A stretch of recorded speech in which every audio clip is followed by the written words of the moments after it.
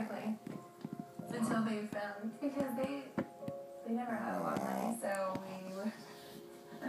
we lived in like a bungalow and a small apartment. I think that's why I'm so humble, and money and having a lot of nice things doesn't matter to me at all. That's incredible. I didn't know that. Yeah, so I mean, I think that's why I am the way I am.